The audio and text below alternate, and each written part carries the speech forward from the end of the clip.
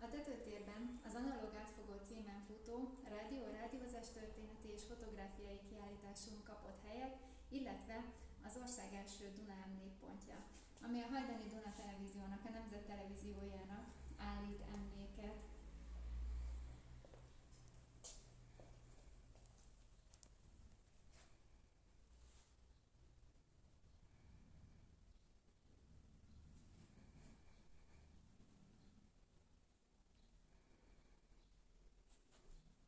A kiállításnak van videóanyaga, illetve ilyen QR kódos kis rövid videókkal lehet még megismerni jobban a Duna TV múltját.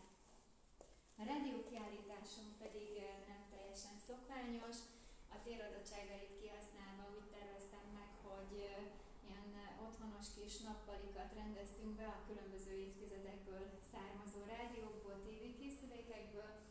A legrégebbiek a túlsó sarokban a 40-es évek második feléből származnak, és aztán emellett az 50-es, 60-as, 70-es, 80-as évek és a végén a 90-es évekkel zárul.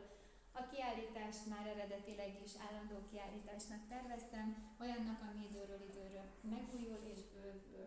És az első megújuláson már túl is vagyunk, a 24-ben nyitottuk meg ezt a kiállítást, és 24 nyarán megújítottuk és kiegészítettük analóg fotográfiai eszközökkel, illetve képekkel, annak érdekében, hogy picit ezt is szemléltessük és megismertessük a fiatalokkal, illetve nosztalgiázásra csábítsuk az idősebb generációt.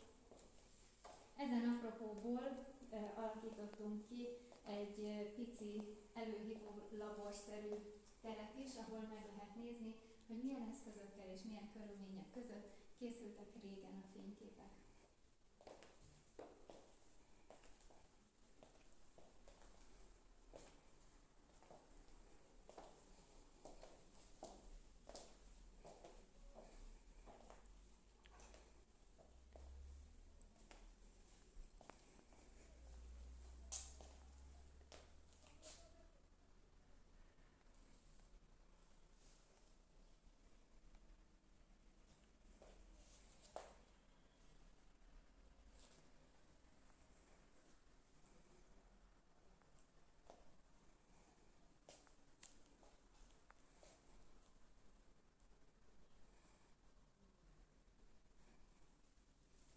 És nyugodtan beállítani. Fejre vigyázni kell, mert tetőtérjük.